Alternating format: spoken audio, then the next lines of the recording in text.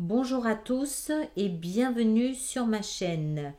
Toutes les informations concernant cette lecture intuitive que vous vous apprêtez à regarder se trouvent dans la vidéo d'intro du mois de juin sur ma chaîne. Merci à vous et passez un agréable moment avec cette lecture intuitive. Cancer, bonjour, bienvenue pour votre lecture intuitive du mois de juin 2019.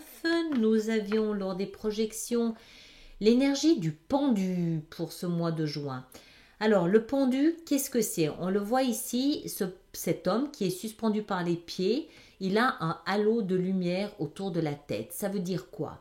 Ça veut dire qu'il cherche à avoir une vision différente des choses. Il cherche, en principe, c'est une énergie d'une personne qui cherche à prendre de la hauteur, de la distance par rapport à ce qu'elle vit, tout simplement pour pouvoir avoir un regard différent sur les choses.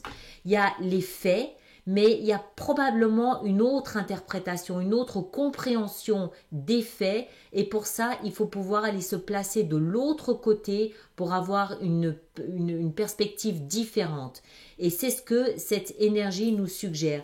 Il y a aussi avec ça cette notion du « je mets ma vie sur pause », je ne peux pas continuer en l'état actuel des choses. Je suis obligée de stopper, de me mettre, pas forcément en retrait non plus, mais tout au moins de ne pas prendre de décision et de ne rien faire tant que je n'ai pas une vision globale des choses. Donc je me retire de la circulation de la vie, le temps de comprendre, de voir, d'interpréter, de différemment les choses, d'accord? C'est quelque chose qu'on fait généralement par son propre chef.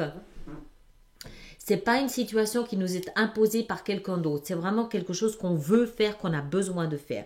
Alors, quand on regarde un petit peu votre lecture, on se rend compte qu'il y a beaucoup de feu, il y a beaucoup de bâtons. Donc, il y a beaucoup de volonté de bouger, d'envie d'action, d'envie de faire avancer, évoluer les choses.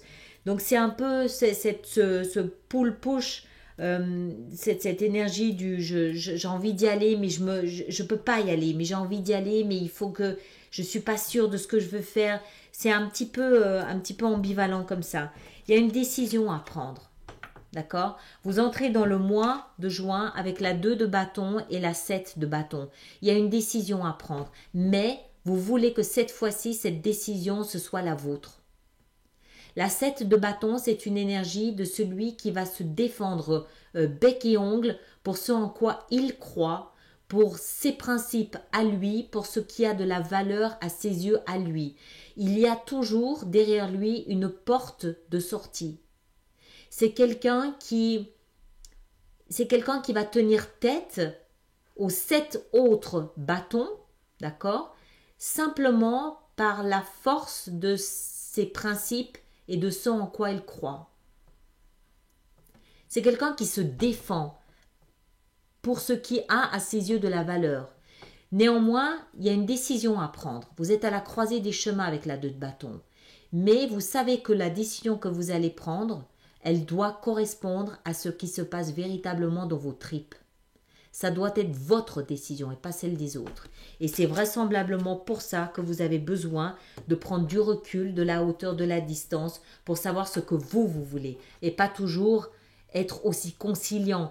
Pas toujours, ça veut dire que vous laissez les autres le faire. C'est pas ça que je veux dire. Mais cette décision que vous allez prendre, que vous devez prendre, elle doit porter votre empreinte. Elle doit porter votre ADN. Et vous le savez. Et vous le voulez. C'est pour ça que vous vous battez comme ça. C'est pour ça que vous ne prenez pas encore de décision parce que vous savez que ce n'est pas le moment. Et vous vous mettez en mode pendu pour avoir une perspective différente des choses. D'accord? Ce que vous voulez le plus, c'est la force. Vous voulez la force du lion. La force du lion, c'est quoi? C'est pas une force herculéenne à porter des meubles. C'est maîtriser sa peur. Maîtriser sa peur de la vie, maîtriser sa peur de l'inconnu, maîtriser sa peur d'avancer, maîtriser sa peur de ne pas savoir. Maîtriser sa peur, ça veut dire savoir qui on est et ce qu'on veut. C'est ça qui permet de maîtriser la peur aussi. Elles vont ensemble, ces deux cartes. C'est parce que vous savez ce qui a de la valeur à vos yeux que vous avez cette force. C'est cette foi, cette conviction, cette certitude de suivre ce que vous dit votre âme. C'est ça qui nourrit la force. Et c'est ce que vous voulez. Vous voulez que ce soit votre décision. Ce qui va vous aider là-dedans, c'est la lune. Alors, il y a plusieurs interprétations ici. Soit c'est une notion de cycle lunaire, donc patience, attendez peut-être encore 1 ou 2 cycles lunaires. Soit la lune, elle nous parle aussi de tout ce qui reste dans l'obscurité, mais est suggéré par la lumière de la lune. Donc ça, tant que... Il y a vraiment les deux façons de le comprendre, hein, mais pour moi, c'est tant que votre décision à prendre reste dans l'obscurité, ça va vous aider.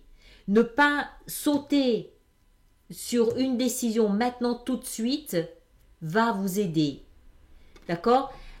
On peut joindre les deux définitions de la lune en une.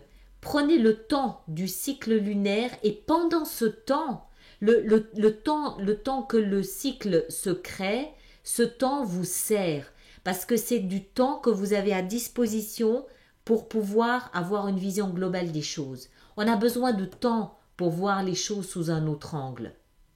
Et en attendant, maintenez dans l'obscurité, suggérez la décision, le choix que vous avez à prendre.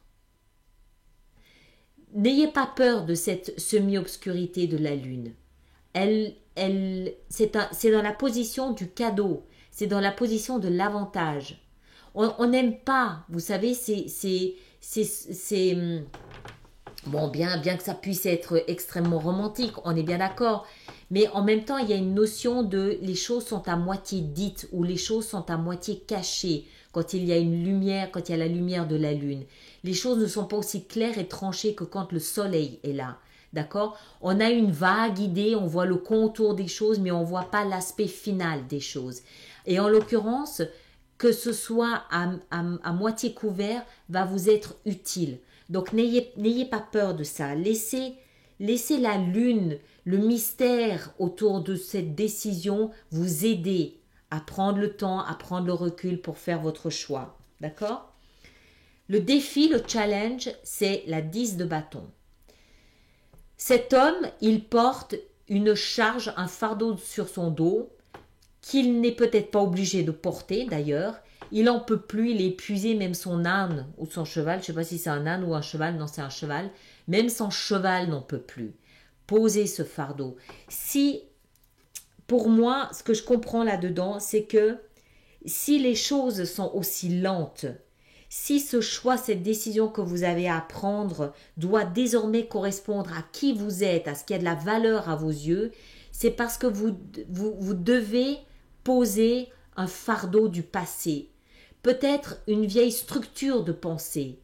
C'est pas forcément un travail, c'est pas forcément quelque chose de concret, c'est pas forcément un couple, c'est pas forcément une famille, une maison.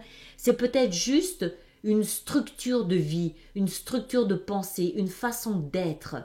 Il y a un fardeau, vous portez un fardeau, une charge, un poids sur vos épaules que vous êtes en train de poser. Et c'est lorsque vous l'aurez posé que vous allez pouvoir prendre cette décision, ce poids, parce qu'il saura vous décharger de ce fardeau.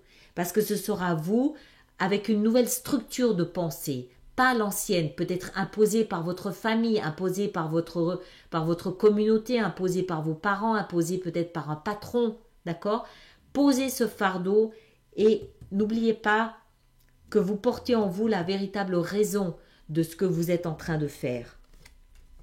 C'est dans la position du défi, ce qui veut dire que ne skippez pas ne zappez pas cette démarche, cette étape. Elle est importante. Vous devez poser un fardeau. D'accord? Vous serez peut-être tenté mais il ne faut pas. En fait, vous serez tenté, à mon avis, de passer entre les mailles du filet parce que vous allez peut-être, pour moi, vous allez avoir du mal avec ce temps, avec la lune. Vous allez avoir du mal à accepter ce cycle lunaire parce que c'est dérangeant, c'est pas naturel pour nous, d'accord? Même si la lune est le signe du cancer, c'est quand même quelque chose qui nous met un peu mal à l'aise. Parce que c'est suggestif. Mais c'est une période qui va vous permettre de vous débarrasser de ça. Donc ne faites pas cette économie. Dans votre vie sentimentale, on a le valet de denier. Le valet de denier, il nous parle d'un nouveau départ, mais un nouveau départ que vous êtes en train d'initier. D'accord? C'est pas l'as de denier, c'est pas un nouveau départ que vous sentez à l'intérieur de vous, c'est un nouveau départ que vous êtes en train de faire, que vous êtes en train, dans lequel vous êtes en train de participer d'une manière active.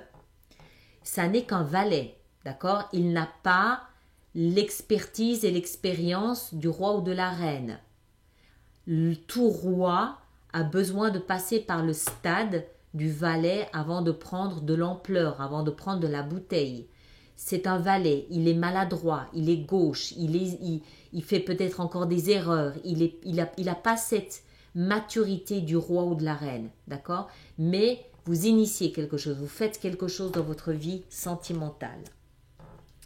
Votre vie professionnelle, on a la 4 de coupe. La 4 de coupe, c'est une énergie d'observation. C'est une énergie aussi de protection émotionnelle. Vous êtes dans une position, que ce soit professionnelle ou financière, où vous vous sentez émotionnellement en sécurité. D'accord ? En d'autres termes, ça veut dire que vous faites un travail qui émotionnellement vous satisfait. Vous satisfait, c'est peut-être un peu un grand mot. Tout au moins, vous procure une forme de sécurité.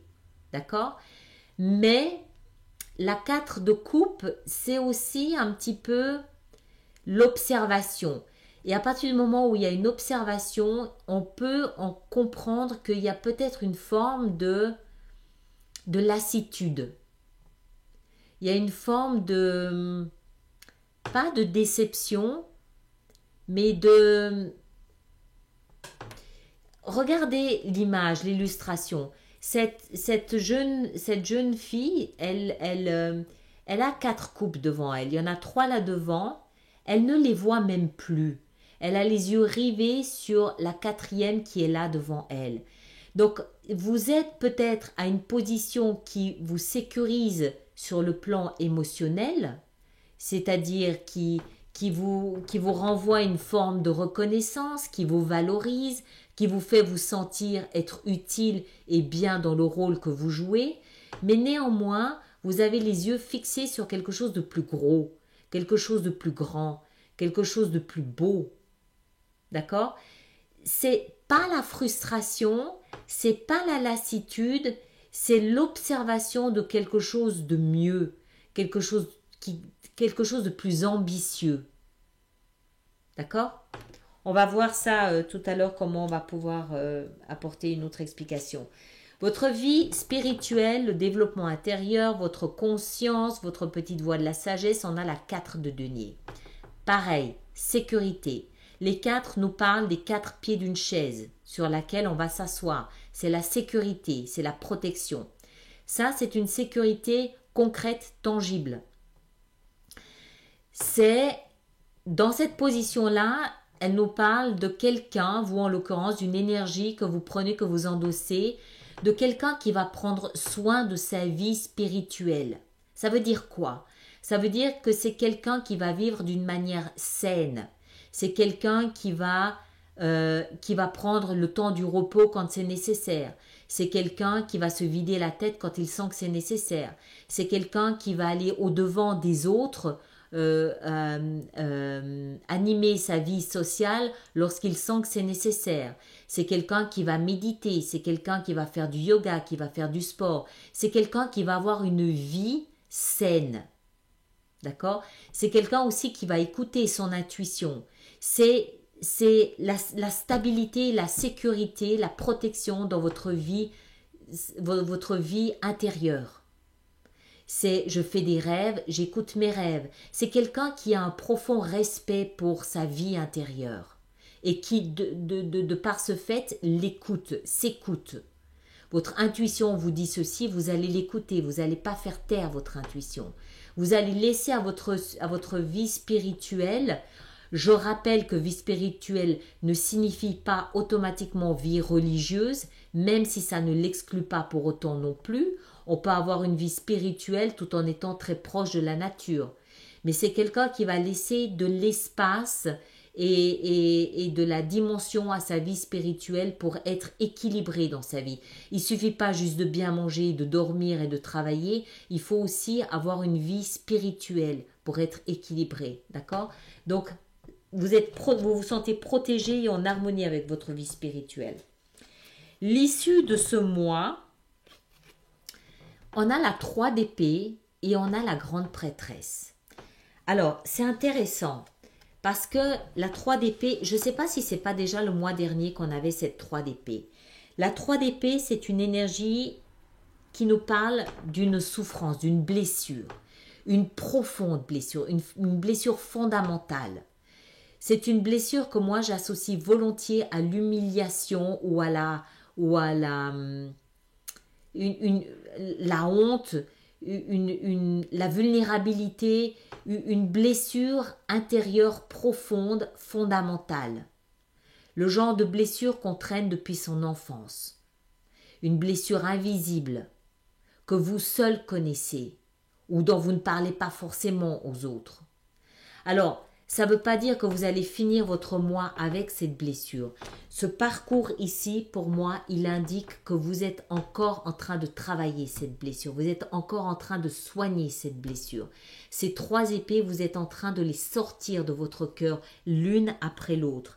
C'est pour ça peut-être que on a cette 10 ici qui est associée. Le fait de poser ce fardeau va vous aider à retirer cette épée. Le fait que vous allez devoir prendre une décision basée sur ce que vous voulez, ce que vous désirez. Ça va être aussi une façon de retirer une deuxième épée de votre cœur. D'accord? C'est tout simplement vous rendre hommage. C'est tout simplement être légitime de sa vie et de son existence et le reconnaître. Reconnaître votre légitimité dans cette vie. C'est ça, cette blessure. Alors, encore une fois, vous ne finissez pas le mois avec la blessure. Vous finissez le mois en prenant conscience que vous êtes en train de soigner cette blessure. Pour moi, cette carte ici, elle indique le chemin parcouru. Parce qu'avec ça, on a la grande prêtresse. La grande prêtresse, elle nous parle d'intuition. Votre intuition vous guide à vous soigner de ça. Votre intuition vous guide dans ce choix que vous avez à faire. Votre intuition vous guide dans ce qui a de la valeur pour vous. C'est votre intuition qui va vous expliquer ce que votre âme veut. C'est cette protection, votre intuition, la grande prêtresse, c'est elle qui va amener cet équilibre, cette harmonie dans votre vie spirituelle ou dans votre conscience. Et c'est grâce à ça que petit à petit, vous allez pouvoir rehausser la valeur que vous avez de votre existence. Vous allez pouvoir sublimer cette blessure. Vous allez pouvoir dire, oui, je suis sorti de là, j'ai sorti ces 3 épées de mon cœur. Je sais qui je suis, mon existence est légitime. D'accord? C'est en fait, en substance, un mois véritablement de perspectives différentes. Peut-être aussi que cette énergie va vous permettre de vous rendre compte que c'est un cadeau finalement ça. Ces 3 épées plantées dans le cœur. C'est un cadeau qui vous a obligé à prendre un chemin douloureux, chaotique, périlleux, mais qui va vous permettre de comprendre qui vous êtes, qui va vous permettre de vivre votre vie selon vos principes, vos valeurs. Ça, c'est mon ADN. Sur chaque décision, chaque phrase qui sort de ma bouche porte mon ADN, porte ma marque, porte ma signature. Ce que je fais, ce que je dis, ce que je veux, c'est moi. Mais c'est parce que vous êtes capable de comprendre qui c'est moi aujourd'hui que vous allez pouvoir le faire. Et comprendre qui c'est moi aujourd'hui, c'est poser ce fardeau, c'est sortir ces 3 épées. Et pour ça, il faut écouter son intuition. Et il faut équilibrer, harmoniser ce qu'on a à l'intérieur de soi. Ça tombe pas du ciel, pas. c'est pas quelque chose qu'on trouve dans une pochette surprise. C'est quelque chose qui s'apprend jour après jour. La 7. C'est quelque chose qui s'apprend jour après jour, semaine après semaine, année après année. La 9. Vous êtes fatigué, hein? D'accord? Alors, ah mais j'en avais laissé là, je l'avais pas vu. Alors, on va voir de quelle façon on peut faire cette extension sur Vimeo avec tout ça. J'aimerais bien en mettre une sur le pendu pour savoir qu'est-ce qui peut nous aider durant ce mois. Ça va être un mois, d'après ce que je vois, qui va être très introspectif, très calme, très moi face à moi face à mes blessures. Parce qu'au bout du chemin, à mon avis, en mois de juillet, il y a une décision à prendre. C'est pas en juin que vous avez cette décision à prendre. Vous n'êtes pas prêt.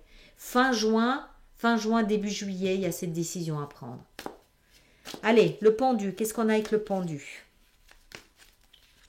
Ah, la roue de fortune. Excellent. Alors, c'est quoi cette décision? La 2 de bâton. Qu'est-ce qu'on a avec la 2 de bâton? La 2 de bâton, on a la 6 de coupe. Très bien. La 7 de bâton, c'est bon. La force, c'est bon. La lune. Pourquoi la lune? Pourquoi est-ce que je sens que la lune est quelque chose qui vous met mal à l'aise? J'ai cette sensation que la lune met mal à l'aise. Voilà. La 3 de bâton. Encore une. Ah, il y a beaucoup de bâtons, hein, le valet de bâton. Ouais. Pour moi, ça indique l'impatience. Ça va être... Je pense que ça risque d'être un peu compliqué de patienter. La 10 de bâton. Il y a beaucoup de bâtons, hein, quand même. La 3. Ne vous laissez pas distraire par l'extérieur. Vous avez un truc à poser là. Encore une avec la 3. Ouais, la 5. Il y a beaucoup de bâtons. Vous allez avoir beaucoup de feu. Hein. Le valet de denier. Dans la vie sentimentale, on a le fou. Excellent. Nouveau départ. Un vrai nouveau départ dans votre vie sentimentale. La 4 de coupe dans la vie professionnelle. On a la tour dans la vie professionnelle. Tadam! Alors, est-ce que c'est une tour qui va... Oui, la 3 de denier. Il va se passer des choses dans votre vie professionnelle, d'accord? De belles choses apparemment. Allez, encore une pour le fun. Avec un roi de bâton. Le nombre de bâtons que vous avez, c'est inimaginable. Très très bien, excellent ça. Alors, la 4 de denier dans votre vie spirituelle, qu'est-ce qu'on a? On a la mort. Bien. Encore une. Ah, la 8 de coupe. Encore une. Bon, ça veut pas. La 2 d'épée. Visiblement, dans votre vie spirituelle, votre conscience, votre développement de vous, vous allez passer à une étape supérieure. Il y a une mort symbolique, on est bien d'accord. Hein? Il y a une mort symbolique où vous allez quitter la 8 de coupe. Ce personnage, il quitte la scène de la 8 de coupe parce qu'il part à la recherche de la 9e coupe. La 9e, elle représente les vœux et les désirs. D'accord? Donc, pour moi, il y a une élévation. On va quitter cette 8 pour quelque chose de mieux. C'est dans votre conscience. Et ça nous indique que vous avez un choix à faire. Vous avez une décision à prendre. Et c'est vraisemblablement cette décision qui va vous permettre de vous élever spirituellement, consciemment, ce genre de choses, d'accord? On va en mettre une ici sur l'issue de ce mois et on a la reine de bâton. Le nombre de bâtons que vous avez, c'est inimaginable, d'accord? Excellent, j'adore, il y a beaucoup de feu. Que vous terminiez avec la reine de bâton, c'est très bien. C'est une reine flamboyante, magnifique, splendide, créative, passionnée. euh, Très très bien. Excellent. Voilà, alors je vous laisse là comme ça. Et puis, merci de partager, de liker, de me laisser vos commentaires, de vous abonner si ce n'est pas déjà fait. Et ceux qui me rejoignent sur Vimeo, à tout de suite. Merci beaucoup.